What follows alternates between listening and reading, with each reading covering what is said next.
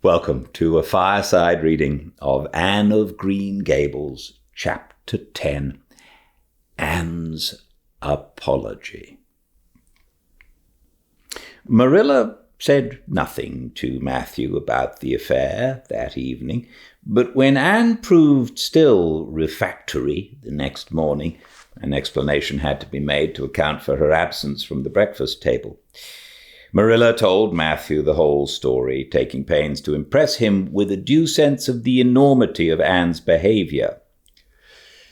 It's a good thing Rachel Lynde got a calling down. She's a meddlesome old gossip, was Matthew's consolatory rejoinder. Matthew Cuthbert, I'm astonished at you. You know that Anne's behavior was dreadful, and yet you take her part. I suppose you'll be saying next that she oughtn't to be punished at all. Well, no.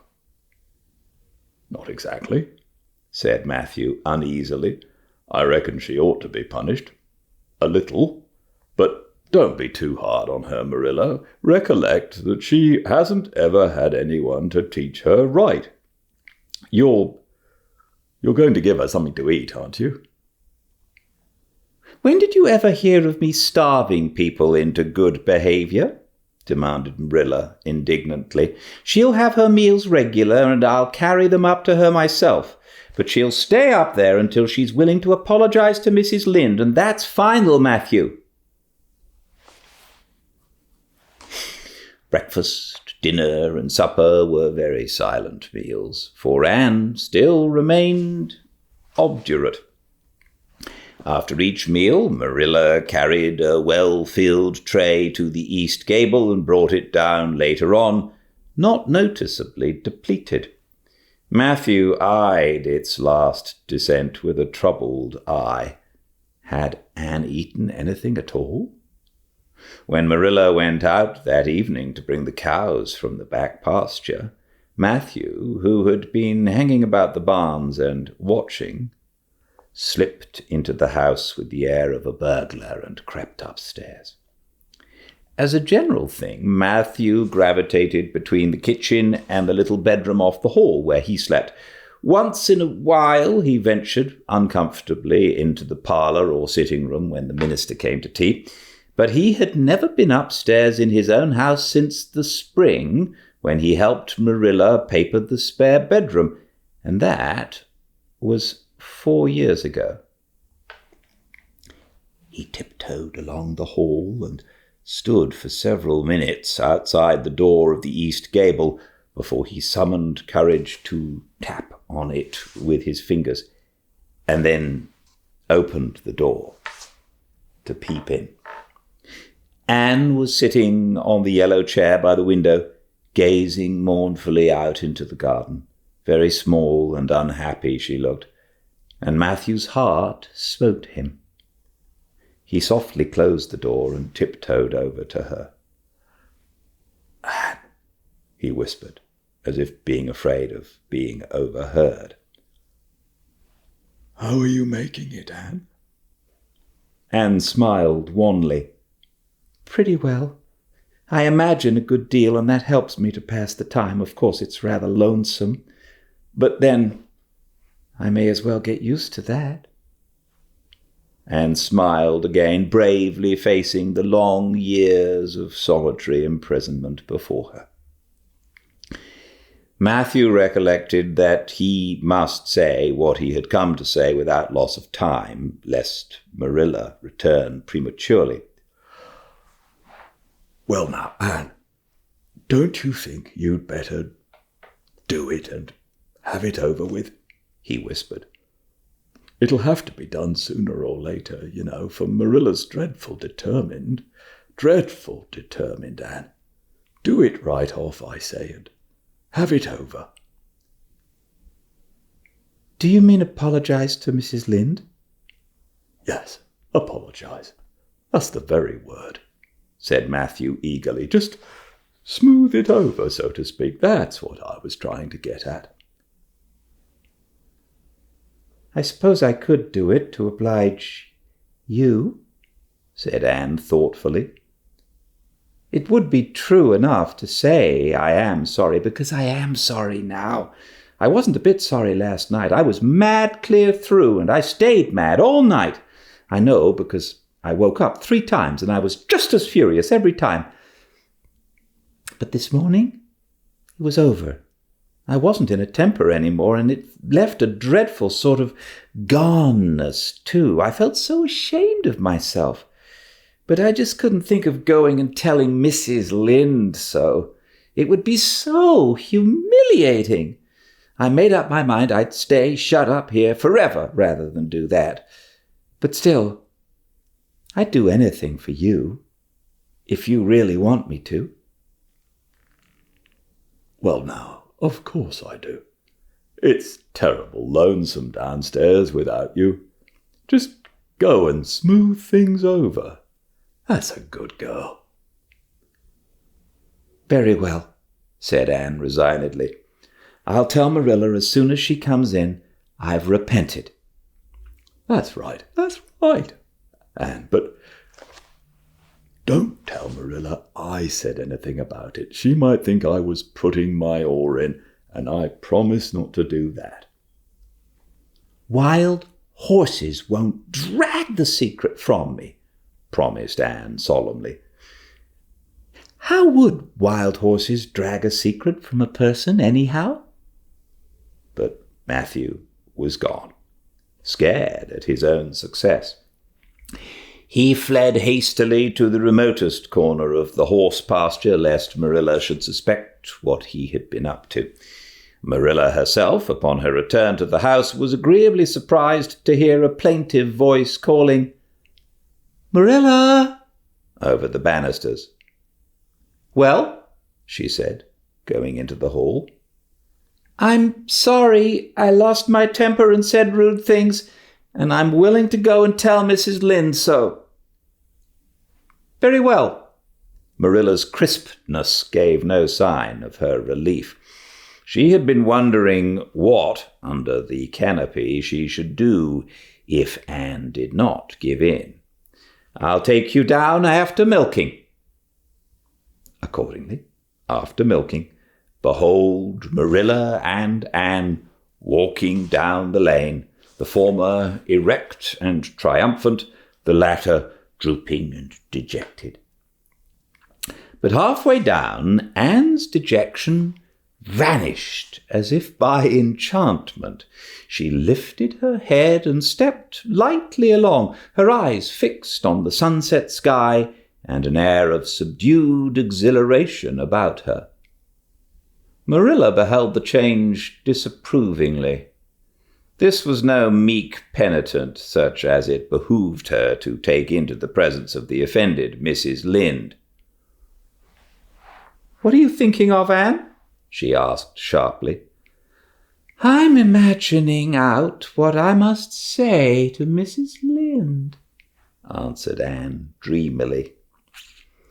This was satisfactory, or should have been so, but Marilla could not rid herself of the notion that something in her scheme of punishment was going askew.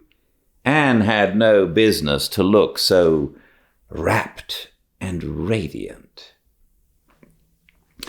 Rapt and radiant, Anne continued until they were in the very presence of Mrs. Lynde, who was sitting knitting by her kitchen window. Then the radiance vanished. Mournful penitence appeared on every feature. Before a word was spoken, Anne suddenly went down on her knees before the astonished Mrs. Rachel and held out her hands beseechingly.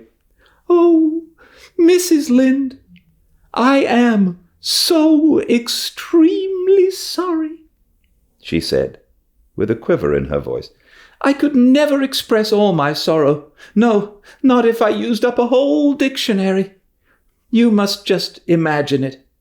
I behaved terribly to you, and I've disgraced the dear friends Matthew and Marilla, who have let me stay at Green Gables, although I'm not a boy.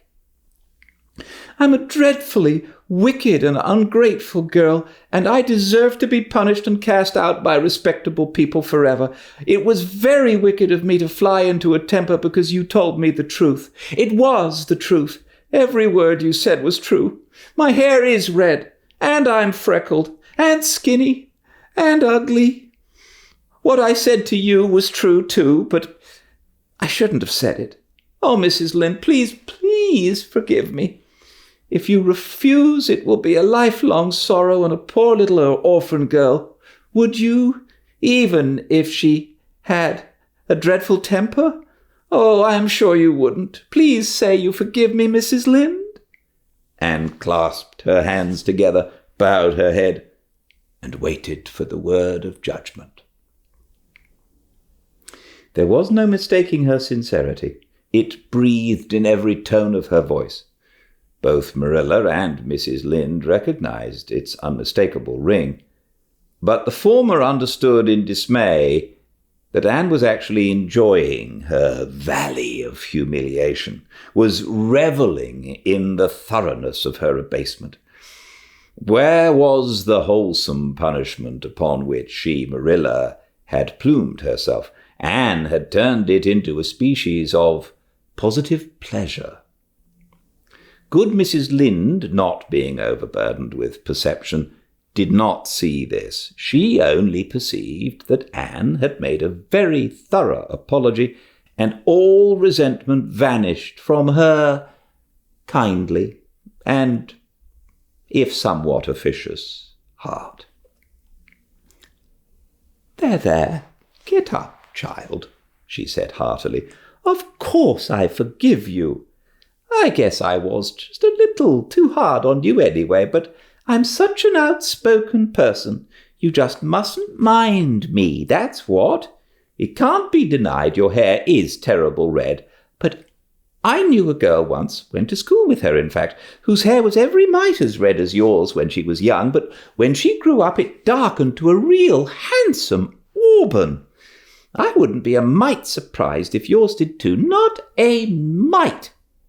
Oh, Mrs. Lynde! Anne drew a long breath as she rose to her feet. You have given me a hope. I shall always feel that you are a benefactor. Oh, I could endure anything if I only thought my head would be a handsome auburn when I grew up. It would be so much easier to be good if one's hair was a handsome auburn, don't you think? And now, may I go out into your garden and sit on that bench under the apple trees while you and Marilla are talking? There is so much more scope for imagination out there. Laws, yes, run along, child. And you can pick a bouquet of them white June lilies over in the corner if you like.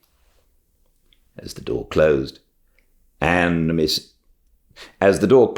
behind Anne, Mrs. Lynde got briskly up to light a lamp. She's a real odd little thing. Take this chair, Marilla. It's easier than the one you've got. I just keep that for the hired boy to sit in. Yes, she certainly is an odd child, but there is something kind of taking about her after all. I don't feel so surprised at you and Matthew keeping her as I did. No, nor so sorry for you either. She may turn out all right. Of course, she has a queer way of expressing herself, a little too kind of forcible, you know, but she'll likely get over that now that she's come to live among civilized folks. And then her temper's pretty quick, I guess, but there's one comfort. A child that has a quick temper just blaze up and cool down. Ain't never likely to be sly or deceitful. Preserve me from a sly child, that's what. On the whole, Marilla, I kind of like her. When Marilla went home, Anne came out of the fragrant twilight of the orchard with a sheaf of white narcissi in her hands. I apologized pretty well, didn't I? She said proudly as they went down the lane. I thought since I had to do it, I might as well do it thoroughly. You did it thoroughly, all right enough, was Marilla's comment. Marilla was dismayed at finding herself inclined to laugh over the recollection. She had also an uneasy feeling that she ought to scold Anne for apologizing so well, but then that was ridiculous. She compromised with her conscience by saying severely, "I hope you won't have occasion to make many more such apologies. I hope you'll try to control your temper now, Anne." "That wouldn't be so hard if people wouldn't twit me about my looks," said Anne with a sigh. "I don't get cross about other things, but I'm so tired of being twitted about my hair, and it just makes me boil right over. Do you suppose my hair will really be a handsome auburn when I grow up?" "You shouldn't think so much about your looks, Anne. I'm afraid you are a very vain little girl." "How can I be vain when I know I'm homely?" protested Anne. "I love pretty things, and I hate to look in the glass and see something that isn't pretty. It makes me feel so sorrowful, just as I feel when I look at any ugly thing. I pity it because it isn't beautiful." "Handsome is as handsome does," quoted Marilla. "I've heard that said to me before, but I have my doubts about it," remarked skeptical Anne, sniffing at her narcissi. "Oh, aren't these flowers sweet? It was so lovely of Mrs. Lynde to give them to me.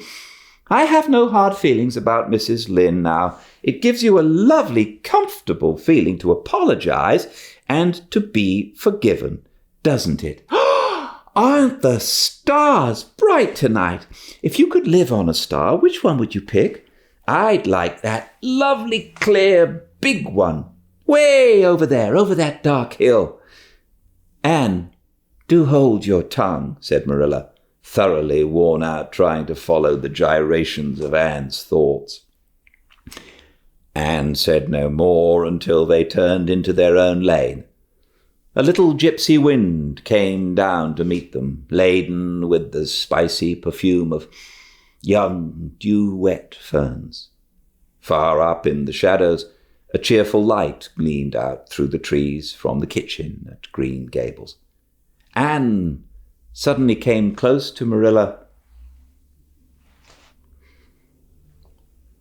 and slipped her hand into the older woman's hard palm. "It's lovely to be going home and know it's home," she said. "I love Green Gables already, and I never loved any place before. No place ever seemed like home. Oh, Marilla, I'm so happy. I could pray right now and not find it a bit hard." Something warm and pleasant welled up in Marilla's heart at touch of that little thin hand in her own. A throb of the maternity she had missed, perhaps. Its very unaccustomedness and sweetness disturbed her. She hastened to restore her sensations to their normal calm by inculcating a moral. "If you'll be a good girl, you'll always be happy, Anne, and you should never find it hard to say your prayers." "Saying one's prayers isn't exactly the same thing as praying," said Anne meditatively. "But I'm going to imagine that I'm the wind that's blowing up there in those treetops. When I get tired of the trees, I'll imagine I'm gently waving down here in the ferns, and then I'll fly over to Mrs. Lynde's garden and set the flowers dancing. And then I'll go with one great swoop over the clover field, and then I'll blow over the lake of shining waters and ripple it all up into little sparkling waves. Oh, there's so much scope for imagination in a wind. So I'll not talk any more just now, Marilla." "Thanks be to goodness for that," breathed Marilla in devout relief.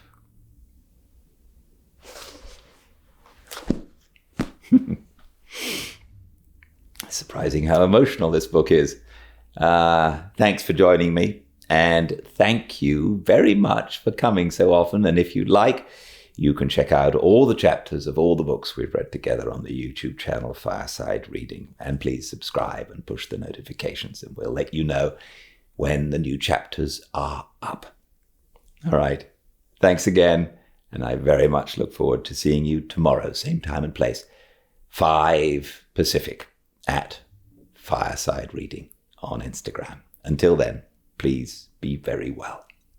Good night.